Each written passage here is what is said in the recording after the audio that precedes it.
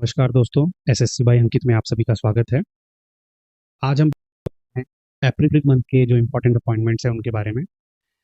जनवरी, फरवरी और मार्च महीने के जितने भी अपॉइंटमेंट थे वो सारे मैंने कवर कर लिए हैं और उसका वीडियो आपको मेरे चैनल पर मिल जाएगा। मैंने एक प्लेलिस्ट बनाई हुई है अपॉइंटमेंट्स 2024 के नाम से, उसमें आप जाकर देख सकते हैं। और अगर आपको नहीं मिल रहा होगा वो वीडियो तो इस वीडियो के नीचे ही डिस्क्रिप्शन में मैंने लिंक दिया हुआ है, वहाँ जाकर आप देख सकते हैं।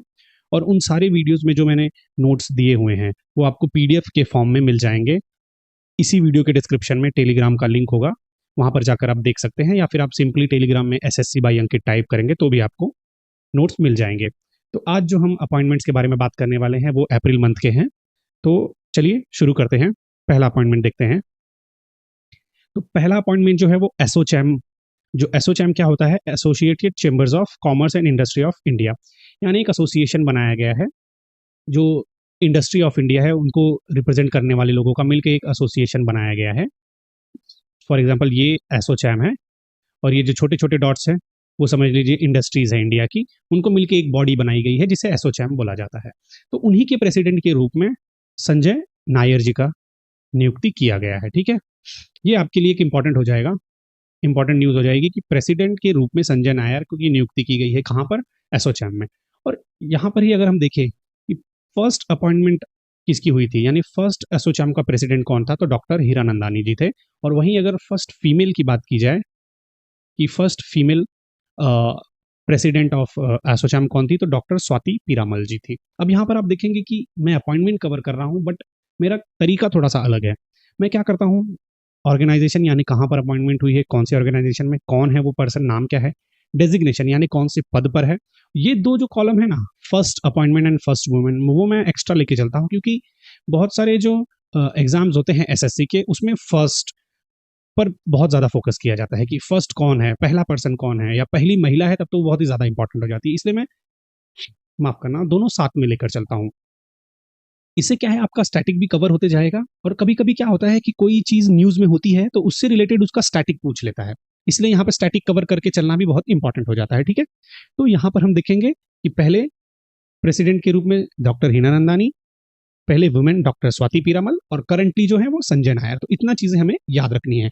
और यहाँ पर एसोचैम के बारे में थोड़ी सी जानकारी दी गई है कि ये एक नॉन गवर्नमेंटल ट्रेड एसोसिएशन है, यानी गवर्नमेंट का इसमें कोई इंटरफेयर नहीं होता, ना तो ये गवर्नमेंट बनाती है ना इसे चलाती है। ठीक है, तो ये हो गया एसोचैम के बारे में। नेक्स्ट देख लेते हैं।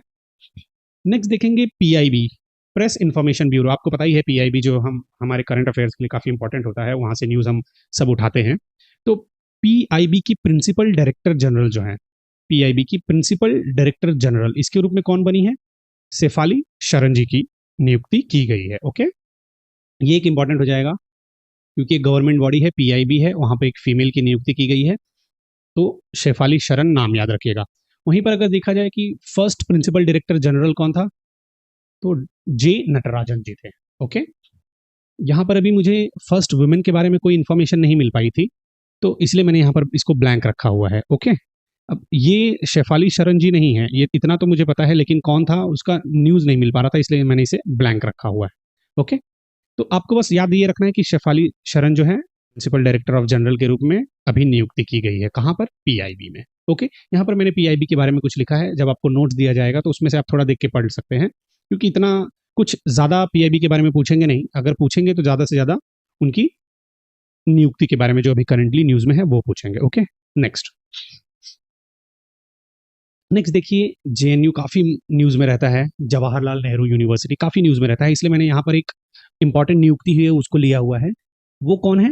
टीचर्स एसोसिएशन की प्रेसिडेंट के रूप में, यानी जो टीचर्स होते हैं, जो टीचर्स यहाँ पर पढ़ाते हैं, उनका एक एसोसिएशन बनाया गया है, यानी टीचर है उनका एसोसिएशन बनाया गया है, एक बॉडी बनाई गई है। तो इसके जो प्रेसिडेंट है वो कौन हुई है? मौसम मौसमी बासु। ठीक है, हो सकता है मैं कुछ गलत प्रोनाउंस कर दे रहा हूँ, बट मौसमी बासु के रूप में जेएनयू के टीचर्स एसोसिएशन प्रेसिडेंट की नियुक्ति की गई है। ठीक है, अब जेएनयू के बारे में यहाँ पे थोड़ी सी जानकारी दी गई है कि जवाहरलाल नेहरू यूनिवर्सिटी दिल्ली में है, कभी बनाई गई थी, तो 1969 में इसका स्थापना की गई थी। इट वॉज स्टैब्लिश्ड इन 1969। ठीक है, तो यहाँ पर अपने लिए इंपॉर्टेंट न्यूज यही है कि टीचर्स एसोसिएशन के प्रेसिडेंट के रूप में मौसमी बासु जी का नियुक्ति हुआ है। Okay, next. नेक्स्ट देखते हैं फिकी लेडीज ऑर्गेनाइजेशन के रूप में, जिसे शॉर्ट फॉर्म में एफएलओ भी कहा जाता है, वहां पर किसकी नियुक्ति की है? जॉयश्री दास वर्मा। ठीक है, ये 41st प्रेसिडेंट है किसकी? फिकी लेडीज ऑर्गेनाइजेशन की, एफएलओ की 41st प्रेसिडेंट के रूप में जॉयश्री दास वर्मा जी की नियुक्ति की गई है। क्या है ये? अब फिकी का फुल फॉर्म देखिए यहाँ पर लिखा हुआ है कि federation of Indian chambers of commerce and industry. अभी ये क्या है? एक अपेक्स बॉडी है, यानी सबसे पहली बॉडी है किसके लिए? Industry and commerce in India के लिए। यानी इंडस्ट्री और कॉमर्स जो भारत में होता है उसकी जो सबसे बड़ी बॉडी है वो फिकी है, और उसमें भी एक ऑर्गेनाइजेशन है लेडीज की, यानी फीमेल ऑर्गेनाइजेशन, महिलाओं के लिए जो है, उसमें जो प्रेसिडेंट है उसमें जॉयश्री दास वर्मा जी की नियुक्ति की गई है। ठीक है, ये याद रखेंगे हम, क्योंकि फीमेल से रिलेटेड है और एसएससी वुमेन एम्पावरमेंट यानी फीमेल क्वेश्चंस पे ज्यादा ध्यान देती है, तो इसलिए हमारे लिए ये एक इंपॉर्टेंट हो जाता है कि एफएलओ यानी फिकी लेडीज ऑर्गेनाइजेशन, वहां पर प्रेसिडेंट के रूप में जॉयश्री दास वर्मा जी की नियुक्ति की गई है। फिकी क्या है? Federation of Indian chambers of commerce and industry. Okay, next. अब यहां पर देखेंगे, नेक्स्ट तो है FISME यानी federation of Indian micro and small medium enterprises. ठीक है, आप नाम से ही समझ सकते हैं कि ये क्या काम करता होगा। तो इसके प्रेसिडेंट के रूप में संदीप किशोर जैन जी की नियुक्ति की गई है। FISME के प्रेसिडेंट कौन बन गए हैं? संदीप किशोर जैन जी। अब यहाँ पर देखें कि फर्स्ट अपॉइंटमेंट इस ऑर्गेनाइजेशन का कोई इतना इंपॉर्टेंट नहीं है और वुमेन भी नहीं है, इसलिए यहाँ पर ब्लैंक रखा है। और बाकी यहाँ पर जानने वाली न्यूज सिर्फ एक ही है कि प्रेसिडेंट FISM के कौन बन गए हैं? संदीप किशोर जैन जी बने हैं। ठीक है, और ये कहाँ के? एल्यूमिनस ऑफ IIT कानपुर, यानी IIT कानपुर से ये पढ़े हुए हैं संदीप जैन जी। नेक्स्ट देखते हैं। विप्रो आपको पता ही है, एक बहुत बड़ी IT कंपनी है, भारत की है। तो उनके CEO एंड MD यानी chief executive officer and MD के रूप में श्रीनिवास पल्लिया जी का चयन किया गया है। तो अगर आपको कोई पूछे कि विप्रो के CEO एंड MD कौन है, तो श्रीनिवास पल्लिया जी। इसका फाउंडर कौन थे? यहाँ पर देखिए, मैंने इसके बारे में जानकारी दे दी है। फाउंडर इज अजीम प्रेम जी। अब हो सकता है यहाँ पे न्यूज में है CEO एंड MD, आपसे पूछ ले कि विप्रो का फाउंडर कौन है, तो अजीम प्रेम जी हैं। ठीक है, अजीम प्रेम जी जिन्हें कहा जाता है। ओके, याद रखिएगा, ये इंपॉर्टेंट हो सकता है। कभी कभी ऐसे ही ब्लफ किया जाता है एसएससी में। न्यूज में तो चल रहे हैं श्रीनिवास पालिया जी CEO एंड MD के, बट पूछ लेगा फाउंडर कौन है, तो अजीम प्रेम जी हैं। काफी न्यूज में भी रहते हैं, काफी फिलांथ्रोपिस्ट बोला जाता है, काफी अच्छे मतलब इंसान भी हैं, काफी डोनेट करते हैं लोगों को, इसलिए इनका नाम भी याद रखना जरूरी है। नेक्स्ट देखते हैं। अब टाटा कंसल्टेंसी सर्विसेज वर्ल्ड 10 के बेंगलुरु। अब ये पहली बात तो ये समझिए ये है क्या। अब जो TCS है ना, टाटा कंसल्टेंसी सर्विसेज, ये क्या करता है ना, 10 किलोमीटर की रोड रनिंग कंपटीशन हेल्ड करता है एवरी ईयर बेंगलुरु में। बेंगलुरु में क्या करता है? 10 किलोमीटर की रेस हर साल ऑर्गेनाइज करता है। ठीक है, एवरी ईयर ऑर्गेनाइज करता है 10 किलोमीटर रोड रनिंग कंपटीशन। तो इस इवेंट के जो इंटरनेशनल एम्बेसडर हैं वो वैलेरी एडम्स को नियुक्त किया गया है। वैलेरी एडम्स को किसके रूप में नियुक्त किया गया है? इंटरनेशनल इवेंट के एम्बेसडर के रूप में। ठीक है, याद रखना। अभी यहाँ पे जानने वाली बात क्या है, ये फर्स्ट अपॉइंटमेंट और फर्स्ट वुमेन का यहाँ पे कोई संबंध नहीं रह जाता, इसलिए मैंने यहाँ पर एक इन्फॉर्मेशन लिख दी हुई है कि she belongs to New Zealand and famous short putter. अब देखिए यहाँ पे आपको जानने के लिए क्या हो गया, न्यूज इंपॉर्टेंट क्या हो गई कि ये कहाँ से है? न्यूजीलैंड से है, और ये शॉर्टपुट से ताल्लुक रखती हैं। शॉर्टपुट यानी गोला फेंक से, और 2 टाइम ओलंपिक मेडल विनर रही हुई हैं। अब देखिए ये नाम न्यूज में है, वैलेरी एडम्स, किस लिए न्यूज में है? क्योंकि इनको TCS ने इंटरनेशनल इवेंट का एम्बेसडर बनाया है। बट अब क्वेश्चन ये पूछ सकता है ना कि वैलेरी एडम्स किस खेल से ताल्लुक रखती हैं, किस खेल से संबंध रखती हैं, तो आपको पता चलेगा कि शॉर्टपुट से रखती हैं। या फिर पूछ लिया जाएगा कि वैलेरी एडम्स जो शॉर्टपुट खेलती हैं वो किस कंट्री से बिलोंग करती हैं या फिर किस देश से रहे हैं वो, तो वहाँ ये भी आपको पता चलेगा कि न्यूजीलैंड से है। देखिए ऐसे ही पढ़ा जाता है करंट अफेयर्स को स्टैटिक से रिलेट करके, क्योंकि अब हर एक अपॉइंटमेंट तो पूछेगा नहीं ना, हो सकता है उससे रिलेटेड कोई क्वेश्चन पूछ ले, तो यहाँ पर रिलेटेड वाले भी हम कवर करते हुए चल रहे हैं। ओके, ये बहुत ही इंपॉर्टेंट है। ठीक है, याद रखिएगा इसको भी। अब नेक्स्ट देखते हैं। अब नेक्स्ट देखेंगे, ये एक इंपॉर्टेंट क्वेश्चन हो जाता है, 3 स्टार में बोल सकता हूँ। मेरे लिए 1 स्टार थोड़ा सा इंपॉर्टेंट एंड 3 स्टार सबसे ज्यादा इंपॉर्टेंट। मेरे लिए 5 स्टार वाला क्वेश्चन अभी नहीं है कोई भी, ये 3 स्टार है, इसको भी इंपॉर्टेंट ही काउंट कीजिएगा। तो हॉकी इंडिया जो है, हॉकी इंडिया अभी एक हमारे लिए एक डिसअपॉइंटिंग न्यूज ये है कि पेरिस 2024 का जो ओलंपिक होने वाला है उसमें अपनी जो विमेंस की टीम है हॉकी की, विमेंस की टीम ने क्वालिफाई नहीं किया है, नहीं कर पाई है क्वालिफाई, ठीक है, क्वालिफाई नहीं कर पाई है। इसी की वजह से उनके जो कोच थे, पहले कोच वुमेन टीम के, उन्होंने रिजाइन कर दिया है। कौन थे? जैनेकी शॉफमैन। अब थोड़ा सा नाम डिफिकल्ट है, बट ये यहाँ पे देख लीजिए, उनका नाम लिखा हुआ है, जैनेकी शॉफमैन। इनको रिप्लेस किसने कर दिया है? अब हमारे देश के हरेंद्र सिंह जी ने रिप्लेस कर दिया है। तो क्वेश्चन यहाँ पर ये आ सकता है कि हॉकी इंडिया यानी वुमेन्स हॉकी टीम के करंट कोच कौन है? तो हरेंद्र सिंह जी हैं, ठीक है, ये याद रखिएगा, ये बहुत इंपॉर्टेंट न्यूज़ हो जाएगी आप लोगों के लिए। यहाँ पे एक डिसअपॉइंटिंग न्यूज़ भी है कि वुमेन्स टीम ने क्वालिफाई नहीं किया है, बट यहाँ पर आपको exam related point of view से कौन सी न्यूज़ इंपॉर्टेंट है कि नए कोच नियुक्त कर दिए गए हैं, वो हैं Harendra Singh ji women's hockey team के लिए, ठीक है। Next, international narcotics control board. Narcotics पता ही है आपको क्या होता है? अगर नहीं पता है तो कमेंट कीजिएगा, मैं बताता हूँ, हर एक कमेंट का आंसर करूंगा मैं, नार्कोटिक्स क्या होता है। तो इंटरनेशनल नार्कोटिक्स कंट्रोल बोर्ड के मेंबर ऑफ बोर्ड, यानी ये इंटरनेशनल है, ये सिर्फ इंडिया से रिलेटेड नहीं है, ये विभिन्न देशों को मिलकर बनाया जाता है। तो उसमें एक मेंबर के रूप में हमारी भारत की जगजीत पवाडिया का चयन किया गया है। तो ये इंपॉर्टेंट न्यूज़ हो जाएगी अपने लिए, ठीक है। मेंबर ऑफ बोर्ड किसके? इंटरनेशनल नार्कोटिक्स कंट्रोल बोर्ड में जगजीत पवाडिया की नियुक्ति की गई है। अब यहाँ पर आप देखेंगे ना, तो ये क्या है? She has been re elected for third term, मतलब लगातार 3 बार हुई है वो, 3 बार हुई है। तो ये इसीलिए और भी इंपॉर्टेंट हो जाता है। फीमेल लगातार 3 बार member of international narcotics control bureau, ठीक है। नेक्स्ट देखते हैं। ये देख रहे हैं यहाँ पर हीरो की एंट्री हो चुकी है काफी अच्छे लुक में यहाँ पर दिख रहे हैं धोनी। तो देखते हैं ये क्या चीज के लिए इनको सिलेक्ट किया गया है। तो सिट्रियन कार मेकिंग कंपनी है, एक कार मेकिंग कंपनी है, उस माफ करना, उसके ब्रांड एम्बेसडर के रूप में एम एस धोनी को नियुक्त किया गया है, ठीक है। अब ये सिट्रियन कौन सी है? फ्रेंच कार मेकिंग कंपनी, यहाँ पर देखिए लिखा है मैंने, फ्रेंच कार मेकिंग कंपनी है। अब क्या होता है ना कि कोई कंपनी जो न्यू आती है इंडिया में, तो उनको अपने प्रचार प्रसार के लिए कोई एक ऐसा दमदार चेहरा चाहिए होता है, तो उसके लिए यहाँ पर इन्होंने एम एस धोनी को चुना है। तो सिट्रियन कार मेकिंग कंपनी जो है, उसने ब्रांड एम्बेसडर के रूप में एम एस धोनी को नियुक्त किया है। अब यहाँ पे एक क्वेश्चन तो सीधा सीधा बन गया कि सिट्रियन ने ब्रांड एम्बेसडर किसको चुना है। दूसरा क्वेश्चन ये हो जाएगा कि सिट्रियन जो है वो कौन सी कंट्री की है या फिर कौन से देश की कंपनी है? तो ये फ्रांस की है, याद रखिए, ये देखिए लिखा है ना, a French car making company, okay. दो चीजें यहाँ पर इस स्लाइड में भी इंपॉर्टेंट है आपके लिए। नेक्स्ट देखते हैं। यहाँ पर देखिए यूनाइटेड नेशंस, यूएन काफी न्यूज में रहता है, तो वहां पे एक गीता सबरवाल जी की नियुक्ति की गई है। कहां पर? Resident coordinator Indonesia. इस देश में रेसिडेंट कोऑर्डिनेशन के लिए गीता सबरवाल जी को नियुक्त किया गया है, ठीक है, ये याद रखिएगा। ये इंडिया की हैं, बट इनका कोऑर्डिनेशन के लिए कहां पे नियुक्त किया गया है? इंडोनेशिया में, ओके, ठीक है। नेक्स्ट देखते हैं। ये देखिए, ये काफी इंपॉर्टेंट न्यूज है, मुझे तो लगता है ये आएगा ही आएगा। तो अलीगढ़ मुस्लिम यूनिवर्सिटी, एएमयू जिसे बोला जाता है शॉर्टकट में, एएमयू, वहां पर वाइस चांसलर के रूप में, वाइस चांसलर के रूप में पहली बार किसी फीमेल की नियुक्ति की गई है, जिन्हें नाइमा खातून जिनका नाम है, ठीक है, नाइमा खातून। ये बहुत इंपॉर्टेंट मुझे लग रहा है, और मुझे लग रहा है ये आएगा ही आएगा। तो वाइस चांसलर के रूप में नाइमा खातून, कहाँ? अलीगढ़ मुस्लिम यूनिवर्सिटी में, और ये फर्स्ट फीमेल है, इसीलिए ये यहाँ पर काफी इंपॉर्टेंट हो जाता है।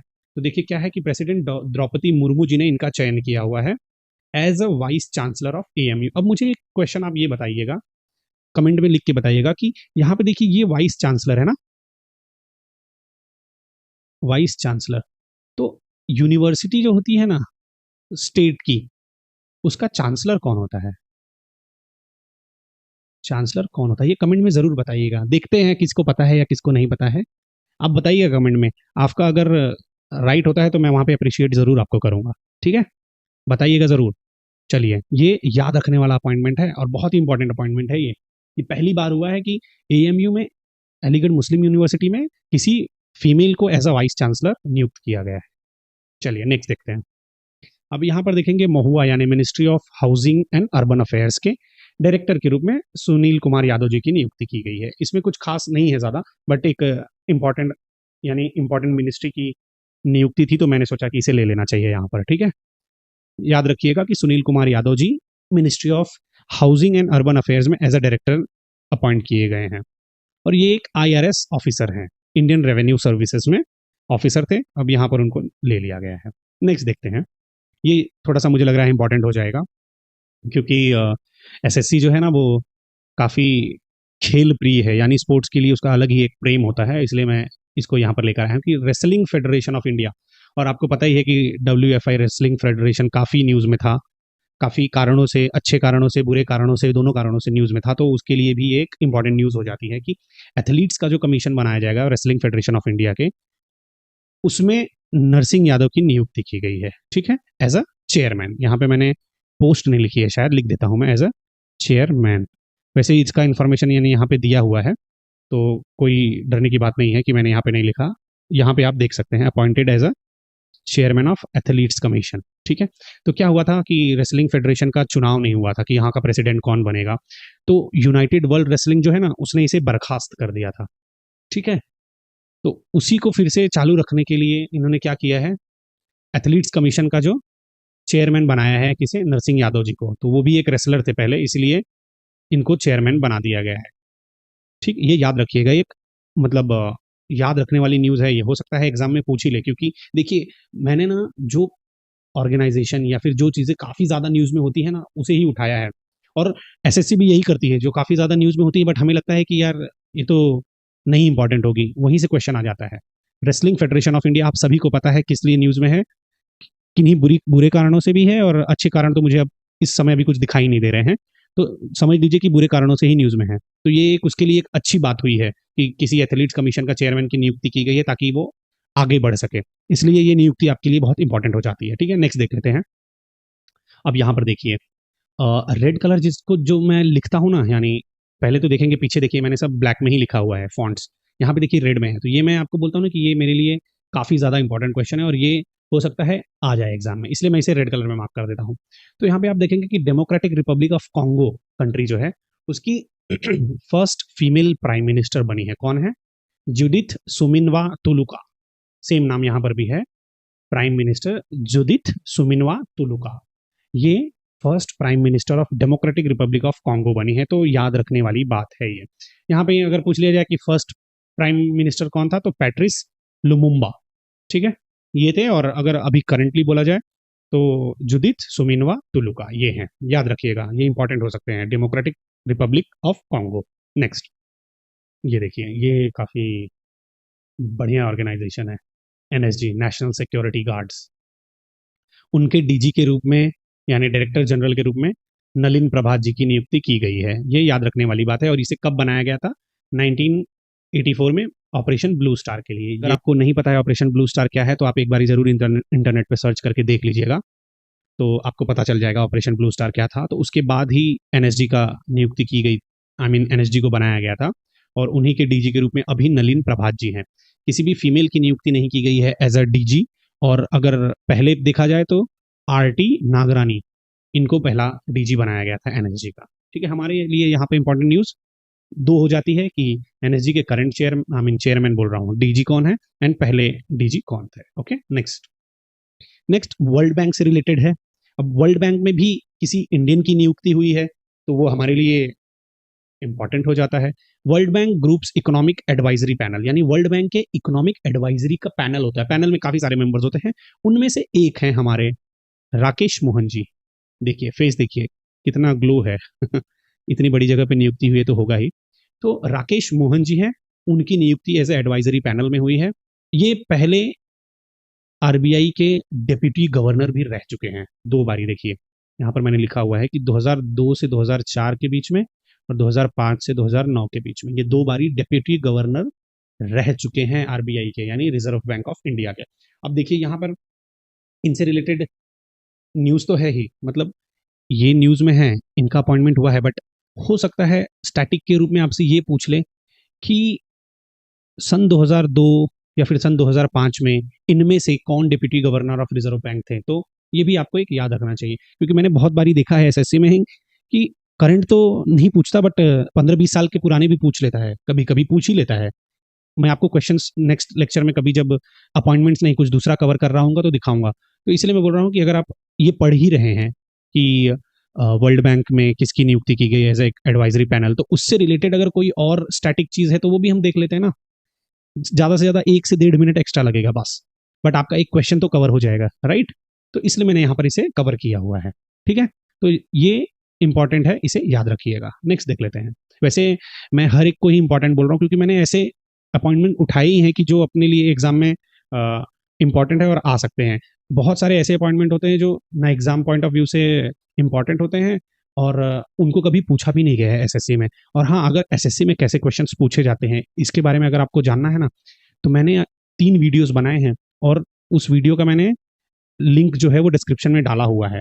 तो वहां पर आप जाके देख सकते हैं कि कौन से टॉपिक से कितने क्वेश्चंस पूछते हैं और कौन सा टॉपिक तो मतलब एकदम इग्नोर करने लायक है, उसमें पढ़ना ही नहीं है। कहीं कहीं क्या होता है ना कि हम लोग काफी पढ़ते रहते हैं बट वो टॉपिक कभी पूछता ही नहीं है, तो पढ़कर फायदा नहीं है। या फिर फायदा मतलब कि एक दो क्वेश्चन अगर एग्जाम 10-20 शिफ्ट में हो रहा है, उसमें से किसी एक शिफ्ट में एक क्वेश्चन आ गया, फिर हम ये सोचेंगे कि अरे एक क्वेश्चन तो आया था ना, पढ़ते हैं। बट एक क्वेश्चन किसी एक शिफ्ट में आ रहा है तो उसको पढ़ के क्या फायदा है, कितना आपको इन्वेस्टमेंट पे आपको रिटर्न मिलेगा, बहुत ही कम ना। तो इसलिए ऐसे ऐसे चीजें मैंने बाइफरकेट की है उस वीडियो में, आप जरूर देखिएगा, आपको बहुत ही मजा आएगा और आपको लगेगा कि हाँ यार ऐसे पढ़ना चाहिए और ऐसे नहीं पढ़ना चाहिए। ठीक है, आगे हम देखते हैं कि कौन सा दूसरा अपॉइंटमेंट है। तो इंटेलिजेंस ब्यूरो, आईबी जिसे कहा जाता है, उसके स्पेशल डायरेक्टर के रूप में सपना तिवारी जी की नियुक्ति हुई है। ठीक है, ये हमें याद रखना है। अब स्पेशल डायरेक्टर बनाया गया है, तो पहले अगर नॉर्मल डायरेक्टर की बात करें तो टीजी संजीवी पिल्लाई, इनकी नियुक्ति हुई थी। ये याद रखना कि फर्स्ट डायरेक्टर के रूप में टीजी संजीव पिल्लाई जी की नियुक्ति हुई थी और अभी के लिए सपना तिवारी जी जो है वो स्पेशल डायरेक्टर के रूप में नियुक्ति हुई है इंटेलिजेंस ब्यूरो आईबी में। अप्रैल मंथ के भी हमारे सारे अपॉइंटमेंट्स खत्म हो चुके हैं। तो अगर आपको ये वीडियो अच्छा लगा होगा, अगर यहाँ तक आपने देखा है तो प्लीज़ लाइक कर दीजिएगा और अगर चैनल को सब्सक्राइब नहीं किया है तो प्लीज़ सब्सक्राइब कर लीजिएगा। आगे के मंथ के जितने भी अपॉइंटमेंट्स होंगे और जितने भी करंट अफेयर्स होंगे, मैं 1 बाय 1 करके सारी वीडियोस बनाता रहूँगा और उसके नोट्स जो हैं पीडीएफ फॉर्म में टेलीग्राम पे डालता रहूँगा और वहाँ से आप डाउनलोड कर सकते हैं। इसके लिए कोई भी चार्ज नहीं है, आप फ्री में बिंदास जितना भी चाहे उतनी बार डाउनलोड कीजिए। किसी को फॉरवर्ड करना है फॉरवर्ड भी कर दीजिए, बट एक काम ये भी कीजिएगा कि अगर नोट्स फॉरवर्ड कर रहे हैं तो मेरे यूट्यूब का चैनल का लिंक भी उनके साथ शेयर कर दीजिए कि यहाँ पे मैंने उस वीडियो को एक्सप्लेन भी किया हुआ है, यानी आप जो नोट्स पढ़ रहे हैं उसे भी मैंने एक्सप्लेन किया हुआ है। तो उसका भी थोड़ा हेल्प हो जाएगा, कुछ चीज़ अगर नहीं समझ में आती है तो वहाँ पर देखकर वो समझ सकता है। ठीक है, आशा करता हूँ कि ये अच्छा लगा होगा आपको वीडियो, और ऐसे ही अलग अलग मंथ्स के मैं सारे अपॉइंटमेंट्स एंड करंट अफेयर्स आपके लिए लेकर आता रहूँगा। चैनल पर बने रहिएगा, मिलेंगे आपसे नेक्स्ट वीडियो में। धन्यवाद।